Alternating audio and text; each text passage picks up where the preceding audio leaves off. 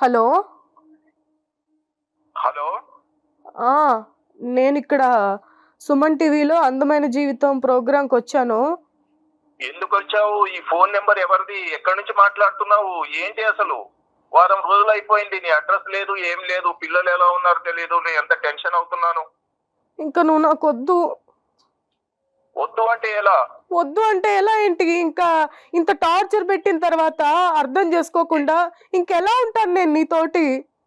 ఏం టార్చర్ పెట్టాను నేను? ఏం టార్చర్ పెట్టావా? బట్టతలని చెప్పేసి నాకు తెలియకుండా 3.5 సంవత్సరాలు మేనేజ్ చేసావు. ఇంకా వయసు దాచిపెట్టావు. అది కాకుండా నన్ను అర్థం చేసుకోకుండా రోజు తాగొచ్చి కొట్టడం. ఎవరుంటారు ఇంకా? ఇలా చేస్తే ఏ అమ్మాయి ఉంటది నీతోటి? కనీసం మనుషులైనా మంచోళ్ళ అంటే ముగ్గురికి ముగ్గురే. ఇదిగో చూడు, నువ్వు నాకు నీతులు చెప్పాల్సిన అవసరం లేదు. నీతులా? నీలాంటి ఏదో గొయ్యి తీసుకపెట్టాలి. నీతులేంట్రా నీతులు? మర్యాదగా మాట్లాడు. నీలాంటికి మర్యాద? అబ్బో, ఆ పేరు చెప్పడానికి కూడా నీకు హక్కు లేదు. వాళ్ళు రాళ్ళగొడతారు ఎద్దవ్వా.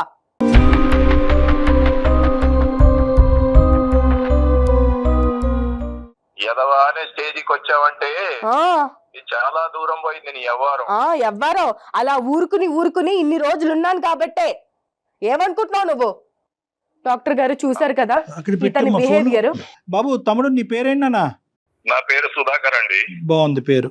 కాదు, ఇప్పుడు ఈ అమ్మాయిని ఏంటి ఇబ్బంది పెట్టేది? ఆ అమ్మాయి పరుగున వచ్చింది ఒక జైల్లోంచి విడుదలైనటువంటి ఒక ఖైదీలాగా చెమటలు కక్కుకుంటూ 4.5 సంవత్సరాల పాటు ఆ అమ్మాయిని ఒక చావునివ్వలేదంట కదా మీరు. ఆ అమ్మాయి పరిగెట్టుకుని ఈ రోజు ఇక్కడికి వచ్చి మా వేదిక ఉంది కాబట్టి తన బాధను విలపించుకుంది. ఈ రోజు నీతో మాట్లాడితే అసలు నీకేమైందని అడుగుతున్నావు. ఏమైంది ఏంటి? ఆ అమ్మాయికి ఏం అవ్వలేదా? ఏం అవ్వకుండానే ఈరోజు ఇక్కడ వచ్చి కూర్చుందా ఏంటి? అసలు మీ ఏజ్ దాచిపెట్టవలసినటువంటి విగ్గులతో మేనేజ్ చేయవలసిన అవసరం ఏముంది అయ్యా నీకు? నేను చెప్పింది కూడా మీరు ప్రశాంతంగా వినండి. వినటానికి రెడీగా ఉన్నామండి, చెప్పండి, మీరు చెప్పండి. ఇప్పుడు నేనేమంటున్నా, 20 సంవత్సరాలు పెంచారు తల్లిదండ్రులు ఇద్దరిని వదిలేసి నా దగ్గరకు వచ్చిందంటే తల్లిదండ్రులు మోసం చేసిందా లేదా?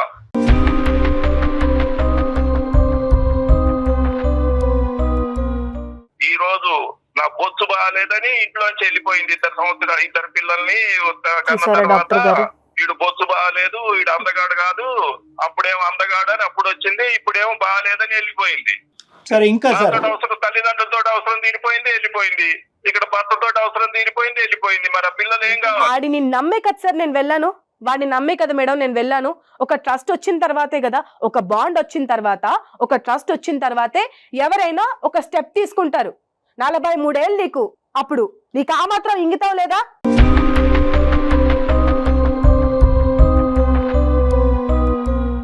ఇప్పుడు ఆ అమ్మాయి ఇక్కడికి ఎందుకు వచ్చి కూర్చుందంటే మీ నెత్తి మీద బొచ్చు లేదని కాదు, లేదంటే మీరు వయసు నిమిత్తం అబద్ధం చెప్పారు అనేది కాదు. ఆ 2 ఫ్యాక్టర్స్ ఒకప్పుడు ఫ్యాక్టర్స్. అవి కప్పిపుచ్చినా కూడా నేను అట్లీస్ట్ ఆ వ్యక్తి యొక్క వ్యక్తిత్వం మంచిగా ఉంటే కనుక నేను అక్కడే ఉండేదాన్ని, బాధ్యతాయుతంగా ఉంటే కనుక అక్కడే ఉండేదాన్ని, తాగుడు అనే అలవాటు లేకపోతే అక్కడే ఉండేదాన్ని, నన్ను చక్కగా నన్ను పిల్లల్ని చూసుకుని నన్ను హింస పెట్టకుండా అతను వాళ్ళ అమ్మ నన్ను టార్చర్ పెట్టకుండా ఉండుంటే కనుక అసలు బొచ్చు అనేటి విగ్గు అనే అంశం కూడా లెక్కలో లేనిది, వయస్సు అనే అంశం కూడా లెక్కలో లేనిదనే అంశాలు ఇక్కడ చెప్పింది. మరి ఇవి కరెక్టా కాదా? మీరు తాగి రావటం అనేది కరెక్టా కాదా? తాగి వచ్చి ఆ అమ్మాయిని హింస పెట్టడం అనేది కరెక్టా కాదా? తాగే మాట వాస్తవం, అందులో ఏమీ అబద్ధం లేదు. కానీ ఎప్పుడు కూడా నేను ఆమెని శారీరకంగా హింసించలేదు. ఫిజికల్ గా మంచిగానే చూసుకున్నాను కాబట్టి పిల్లలు పుట్టారు. పిల్లలు ఏమైపోయారని అడిగాను కదా ఫోన్ చేసినప్పుడు. కాదు, ఇప్పుడు కొన్ని తప్పులు ఉండొచ్చు. నేనేమి పరిపూర్ణ సచ్చిదానంద స్వామిని కాదు. నేను కూడా ఆమె చెప్పినంత మూర్ఖుణ్ణి అంత పెద్ద పేరు మీ నోట్లోకి రాకూడదు. అలా కాదు, ఇప్పుడు మీ ఆవిడ పెళ్ళయిన తర్వాత ఎన్ని సందర్భాల్లో ఇల్లు వదిలి బయటకు వెళ్ళింది, ఎన్ని సందర్భాల్లో మీ ఆవిడ ఫోన్ అనేటటువంటి దాన్ని మొహం చూసింది, ఎన్ని ఫంక్షన్లకు మీ ఆవిడ వెళ్ళింది? అవును డాక్టర్ గారు, ఏం చేద్దాం? ప్రేమ అనేది ఒక మైకం, ఒక మోహం. తనే జీవితం అనుకున్నా, తనతోటే కాలం గడిపా. అందుకనే అట్లా చేశా, కానీ నాకేం లేదు. తను ఎక్కడ నాకు దూరం అయిపోతుందోనని ఒక అందమైన జీవితం అనుకున్నాను. తనతోటే ఉన్నాను, తనతోటి 24 గంటలు చేయాలని తన అందం కోసం అట్లా అయిపోయాడు డాక్టర్ గారు. అంతేగాని నాకు వేరే ఉద్దేశం ఏం లేదు. వేరే ఉద్దేశం ఏమీ లేదు. మీకేమొచ్చి మీకు ఒక ఉద్దేశం, దానికి ఒక సెక్యూరిటీ పోలీస్ ఏమొచ్చి మీ అమ్మ బయటకు వెళ్తే కనుక బయట నుంచి గడిలు పెడతారంట, తాళాలు పెడతారంట, ఫోన్లు వాడినెవరంట. కాలాలు గడియలు పెడితే తను బయటికి ఎలా వస్తుంది డాక్టర్ గారు? ఫోన్లు మాట్లాడనిపోవటం అయితే నిజమే, కొంచెం స్వేచ్ఛను అయితే ఇవ్వకపోవటమే నిజమే, కానీ కొంచెం ఎందుకు ఏంటండి, చేస్తారు అసలు ఏం చెప్పండి? స్వేచ్ఛ ఇచ్చారండి ఆవిడకి? కేవలం ఆ అమ్మాయి చేసినటువంటి ఏకైక తప్పిదం, బహుశా ఈ ప్రోగ్రామ్ చూసేటటువంటి ప్రతి ఆడపిల్ల నేర్చుకోవాల్సింది ఏంటంటే, ఒక మగాడిని, ఒక ప్రేమించేటటువంటి వాడిని అసెస్ చేసేటప్పుడు కేవలం వాడు అందచందాలు ఉన్నాయా, నెత్తి మీద అసలు అది ఒరిజినల్ హెయిరా, అది విగ్ అనేది కూడా గుడ్డిగా తెలుసుకోకుండా ప్రేమలో అనే మత్తులో పడటం, తల్లిదండ్రులు ఎందుకు ఆపుతున్నారు అనేది అర్థం చేసుకోకుండా అదే మైకంలో కొట్టుకుపోవటం, ఈ అమ్మాయి దానికి సమయం సందర్భం తీసుకున్నటువంటిది 3 నెలల వ్యవధి తీసుకుంది కాబట్టి ఈ రోజు ఈ అమ్మాయి మీ అందరికీ చులకన అయిపోయింది. అంటే మరి ఏం చేస్తారు? తప్పు చేసినప్పుడు తను కూడా తప్పు చేసిందా లేదా? ఏం అది తప్పు కూడా మీరు చేసిందండి? ఆలోచించాలి. తల్లిదండ్రులు వదిలేసి మిమ్మల్ని నమ్మి రావటం అనేది తప్ప? తను చేసిన తప్ప? మరి తల్లిదండ్రులు మోసం చేసింది 20 మీకు సంవత్సరాలు కని పెంచిన మీకు తల్లిదండ్రులు ప్రేమించేటటువంటి అమ్మాయి అందంగా ఉంది రావటమేందండి? ఎందుకు వచ్చింది?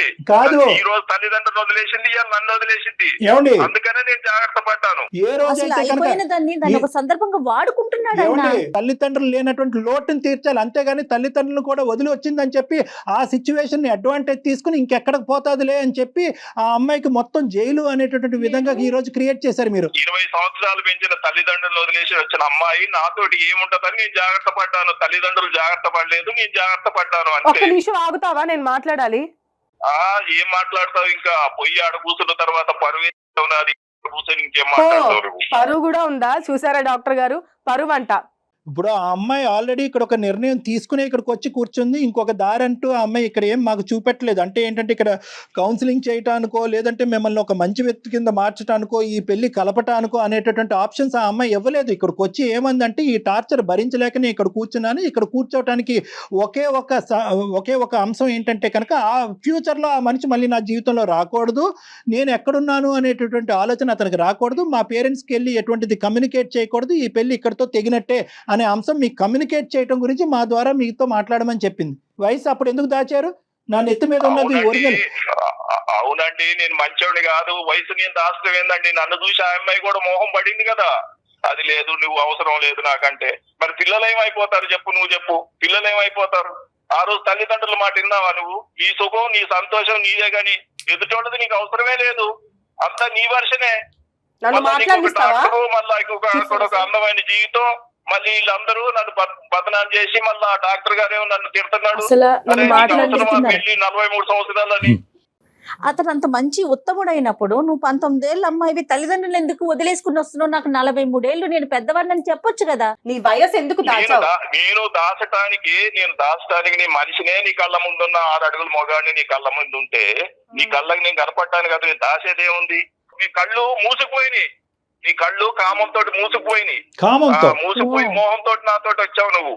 కామంతోనే మోహంతో. ఇంకా ఇప్పుడేమో నాకు నీతులు చెబుతున్నావు, నీకు వయసు దాచిపెట్టావు. సుధాకర్ గారు, సార్ చెప్పండి సార్. ఇంకా ఎక్కువ మాట్లాడవలసినటువంటి అవసరం లేదు. ఎందుకంటే ఆ అమ్మాయి ఈ ఓకే పెళ్లి సార్, ఓకే. మీరు ఎట్లంటే నాకు వినండి, ఒక 2 నిమిషాలు నేను మాట్లాడి నేను ఫోన్ పెట్టేస్తాను. ఫోన్ చేసింది మేమే కదా, మీరు కాదు కదా. సో నేను ఒక 2 మాటలు చెప్పి, నేనైతే ఫోన్ చేయలేదు, మీరే చేశారు. అందుగురించి అగౌరవపరిచారు మీరు. అయినా కానీ నేను విన్నాను.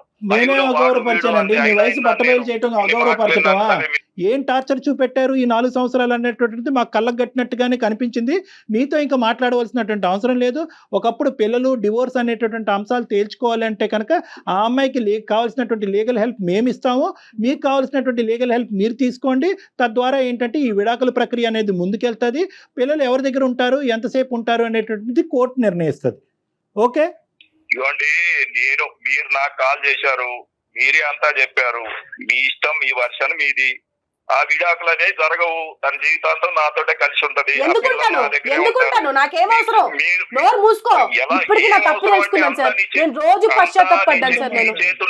నీ చేతుల్లో అంతా ఉండదు. ఒక బాండింగ్ తెగిపోవాలంటే నీ చేతుల్లో అంతా ఉండదు. నువ్వెవరు చెప్పడానికి? అమ్మాయికి ఇష్టం లేకపోతే ఎవరైనా కానీ ముట్టుకోవడానికి, మాట్లాడడానికి, పక్కన కూర్చోడానికి కూడా హక్కు లేదు. ఏం మాట్లాడుతున్నావు? ఏం మాట్లాడేది ఏముంది? అంత నీ ఇష్టం కాదు, నా ఇష్టం కాదు. నీ ఇష్టం. తల్లిదండ్రులు వదిలేసి వస్తే ఇంకొక మాట అన్నావు అనుకో, నా పేరెంట్స్ గురించి చెప్పుతా కొడతాడు ఎదవా. 1కి 100 సార్లు తల్లిదండ్రులను వదిలేసింది. సరే, తన చెప్పుతో తనే కొట్టుకుంది. అదే తల్లిదండ్రుల దగ్గర తీసుకెళ్లే బాధ్యత మాది. ఆ అమ్మాయిని, ఆ అమ్మాయి పిల్లల్ని అక్కడ అప్పచెప్తాము.